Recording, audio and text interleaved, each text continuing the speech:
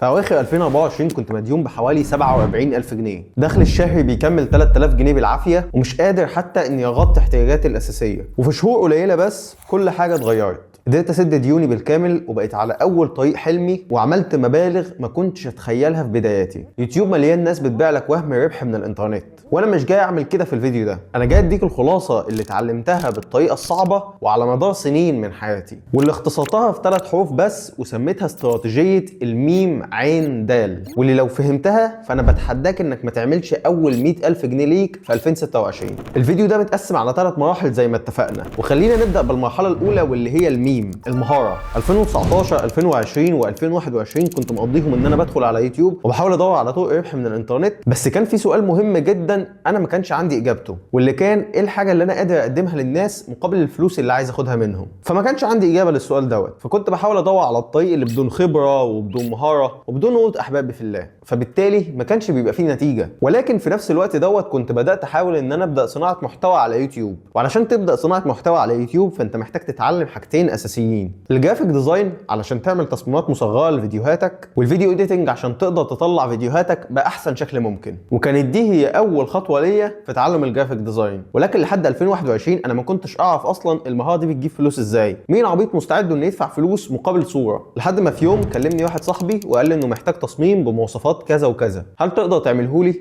فانا قلت لنفسي ليه لا، خليني اجرب. ويومها عملت كده فعلا، وبعت له التصميم وعجبه، وسالني سؤال انا ما كنتش اعرف اجابته. قال لي انت عايز كام؟ من كتر ما انا ما كنتش فاهم انا طلبت منه كارت ساعتها كان تقريبا ب 11 جنيه، اللي هو بيديك ب 7 جنيه رصيد ده، لان ساعتها ما كانش عندي اي محفظه الكترونيه وما كنتش عارف حتى التصميمات بتتباع بكام. فحرفيا خدت منه ملاليم. وللعلم انا عملت له التصميم دوت على التليفون كان قديم جدا، وكان بيهنج مني كتير وبيفصل في نص الشغل ويخليني اضطر اعيد التصميم من اول وجديد. وفضلت على نفس المسار دوت لحد 2023. الرقم اللي كنت بدخله في الشهر كان عمال يكبر شويه بشويه لحد ما وصل 2000 3000 جنيه في الشهر، بس برضه كان لسه قليل جدا. ولكن انا كان كل همي ان الحمد لله بجيب فلوس وانا قاعد في البيت، وعلى الاقل قادر اغطي ولو حاجه بسيطه من احتياجاتي الشخصيه. وفضلت 5 سنين بتعلم في الميم، بتعلم يعني ايه مهاره، ويعني ايه انا لازم اقدم للناس حاجه مقابل الفلوس اللي عايز اخدها منهم. واللي صدقني دي هي اهم مرحله في الفيديو ده. لو انت ما عندكش مهاره او حاجه انت قادر تقدمها للناس، مستحيل تلاقي حد مستعد انه يديك فلوس. الناس بتحاول تدور على اقصى قيمه للفلوس اللي بيدفعوها، وطول ما انت مش قادر توفر لهم القيمه دي مستحيل حد يدفع لك فلوس. فسيبك من فكره انك تشوف اعلانات او تعمل ايميلات او كل 1000 ضغطه ب1 دولار والكلام العبيط ده كله. لو ما عندكش مهاره مش هتعمل فلوس. والوظائف اللي الاي اي النهارده وفرها بقت اكتر بكتير جدا من اللي قضى عليها. الكتابه مهاره، والتصميم مهاره، وصناعه المحتوى مهاره، والايديتنج مهاره، وغيرهم كتير جدا. ولو عايز تعرف اكتر عن موضوع المهارات دوت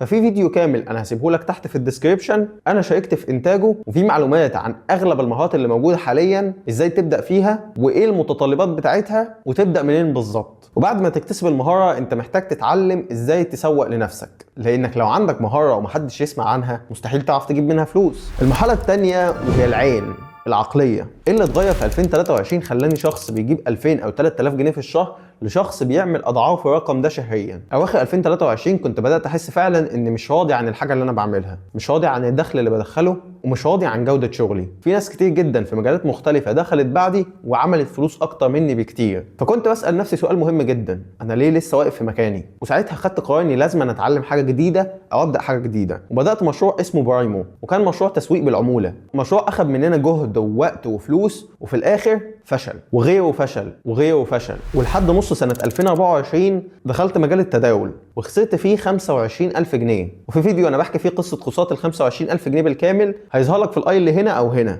الخطوه دي كنت مشترك فيها مع واحد صاحبي اسمه احمد. الخساره اللي هي 25,000 جنيه اتقسمت علينا بالنص، فكان نصيبي من الخساره 12,500 جنيه. انا حرفيا خرجت من التجربه دي تحت الصفر، مديون، ومش قادر افكر انا ممكن ارجع الفلوس دي كلها ازاي. وانا ايوه فضلت من 23 ل 24 بخسر، بس كان عندي اصرار ان لازم اكمل. والاصرار دوت زاد لما الضغوطات زادت عليا، وبقيت حاسس اني مضطر ادفع الفلوس دي كلها، واني مش هينفع اكمل حياتي فاشل او خسران. وساعتها اتعلمت حاجه هي اللي خلتني اسمي المرحله دي العقليه. فهمت ساعتها ان الفشل مش انك تقع، الفشل هو انك تبطل تحاول انك تقوم. وعلشان كده قمت تاني وعافرت بكل طاقتي. في الفتره اللي فاتت دي كنت قدرت ان انا احوش مبلغ صغير جدا اشتريت بيه كيسه استيراد. الكيسه دي كانت اسوأ استثمار انا استثمرته في حياتي، كانت مليانه مشاكل وضعيفه جدا ومش قادر ان انا اشتغل عليها اصلا. وفي شهر 10 2024 والدتي كانت عارفه بالحاجه دي، وكانت عارفه انا قد ايه بعاني مع الكيسه دي، وقد ايه مخلياني محدود جدا في الحاجات اللي قادر اتعلمها، وازاي هي تعباني في شغلي ومخلياني بخسر. وهي كانت عارفه ان انا حاطط عيني على لاب معين. فلقيتها في يوم بتسالني هو اللاب اللي انت نفسك فيه ده بكام؟ كان ساعتها اللاب عامل حوالي 33000 جنيه. انا فاكر كان عرض 5 تلاتات 33333 جنيه، وكان المفروض ان انا اعمل فيه كام ابجريد عشان يناسب شغلي اكتر، فسعره وصل لحد 37000 جنيه تقريبا. والدتي استلفت المبلغ ده كله بالكامل واديتهولي وقالت لي اشتري اللاب وتوكل على الله. وفعلا اللاب جه في اواخر شهر 11 سنه 2024. شهر 1 2025 كل حاجه في حياتي اتغيرت. في الفترة اللي اشتريت فيها اللاب انا كنت مزنوق زنقة ما يعلم بيها الا ربنا، مديون ب 12000 ونص، وهشتري لاب ب 37000 جنيه هبقى مديون برضه بحقه، ومضطر اني احاول شهريا اطلع مبلغ اسد بيه الديون دي. ومن الدقيقة دي اتعلمت ازاي اجيب عميل، وانا حكيت القصة دي برضه في فيديو مستقل هتلاقيه على القناة، هيظهر لك هنا او هنا، واللي بكل اختصار كانت اني هحاول اقدم نفسي للناس عن طريق فيديو صغير هعمله هستعرض فيه كل خدماتي خبراتي، واحاول اقول للناس بشكل مباشر اني محتاج اشتغل. كتبت سكريبت لفكرة الفيديو واشتغلت عليه حوالي 3 ايام ورا بعض، ونشرت الفيديو ودخلت انام. وصحيت تاني يوم لقيت ان الفكرة ناجحة والفيديو جاب لي وشغل كتير كمان.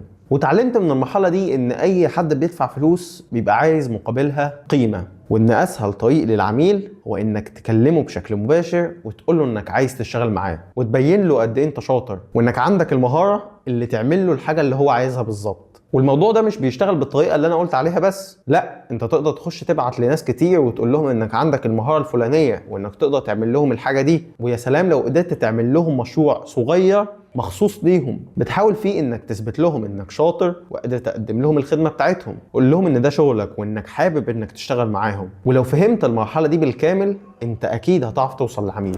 والمرحله الثالثه والاخيره والاهم صدقني، الدين. مفيش حاجة اتحكت على مدار الفيديو ده بالكامل إلا لو كانت مترتبة، مكتوبة بالساعة والثانية، معروف امتى انا هخسر كل حاجة، امتى كل حاجة هتبدأ تتعدل، امتى هتعلم الحاجة الفلانية، وامتى ربنا هيفتحها عليا. كلهم كانوا معروفين ومكتوبين. انا ما كنتش اتخيل ان انا هقدر في يوم من الايام اسد تمن اللاب دوت ولو على سنين، بس مين يصدق ان في كام شهر بس قدرت اسد تمن اللاب ده بالكامل وفوقه الدين اللي كان عليا. ما كانتش بايدي ولا بشغلي ولا حتى باجتهادي، كله كان بكرم ربنا. ولو فهمت النقطة دي هتفهم ان ربنا هو الرزاق. فصدقني رزقك مكتوب، كل اللي المفروض انك تعمله هو انك تسعى ورا الرزق ده وتعمل كل اللي تقدر عليه، وصدقني هتلاقي النتيجة. من مرحلة الدين اتعلمت ان ربنا هو الرزاق، وان الفلوس اللي بتطلع لله دايما بترجع تاني واضعاف كمان، وان العمل اللي بعمله هتسأل عنه وهتحاسب عليه. المرحلة دي هي اللي ثبتت المبدأ بالكامل، وهي اللي علمتني قول ربنا سبحانه وتعالى: إن الذين آمنوا وعملوا الصالحات إنا لا نضيع أجر من أحسن عملا. وصدق الله العظيم. ولو وصلت لحد النقطة دي في الفيديو فظن إن الفيديو ده هيعجبك. السلام عليكم.